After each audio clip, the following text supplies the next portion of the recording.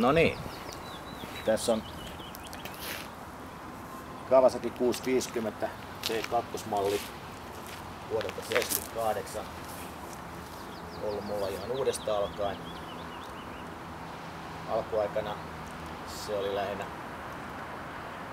matkakäytössä ja itse asiassa ostinkin tämän matkakäyttöön sen takia, mulla oli vanha Z1 eli vanha 900, mutta se alkoi olla niin kohtuullisen vanhempi, paljon ajettua.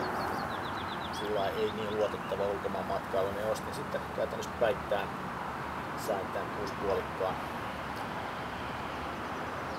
Sitten ihan alussa se rakennettiin matkakäyttöön, siellä oli perälaukut, Raven-merkkiä, sivulaukut, samaa satsia. Ja sitten sen aikainen Elefantti on aika massiivinen tankkilaukku. Ja sitten Svarttikate muistaakseni merkkiä Driver.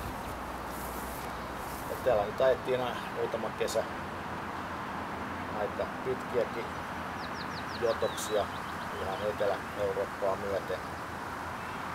Samoin kuin pohjoisessa kun käytiin. Ja sitten sitä perättä kun alkoi 80-luvulla tulee sitten niin vähän pyöräily taka-alalla ja 93 se sitten jäi lopullisesti seisoo tuonne meidän talliin. Ja siellä sitten itse asiassa seisoi 18 vuotta ja vuonna 2009 syksyllä sitten sain sitten aikaiseksi, että nyt pitää nyt tätä pyörää niin ruveta kunnostaa ja siinä talven aikaa sitä sitten tehtiin. Se oli aika hyvässä kunnossa yllättävää, vaikka siellä 18 vuoden aikana ei ajettu kertaakaan. Äänenvaimentajat oli Antti Loppuun, no ne vaihdettiin. Ne löytyi tuolta Englannista, ne ei ole alkuperäiset, mutta kohtuullisen samanoloiset. Ja sitten tämän tekniikan kävi läpi tuo Jokisen Hanski ja Kenny tuolta Hertzikosta. Ja sitten keväällä 2010 niin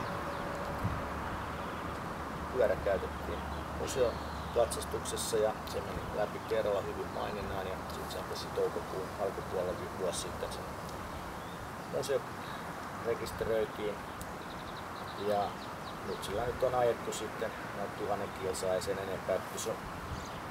Viime kesänä sitten kuitenkin oli pientä ongelmaa pyörän kanssa aina noiden kaasuttimien osalta, että sillä talvella ei syystä tai toista niitä kaasut, niin sitten vaihdettu kaikkia tarvittavia osia, ne vuoti aika paljon ja sitten oma aikansa kesti ennen kuin Englannista sitten saatiin korjaussarja ja nyt se on aika hyvin kyllä toiminut.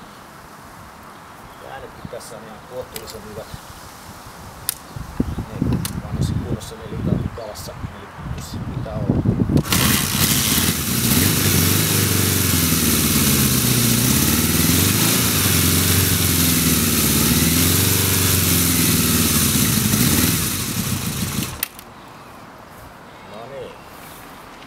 Siinä se sitten on Java 650 T2.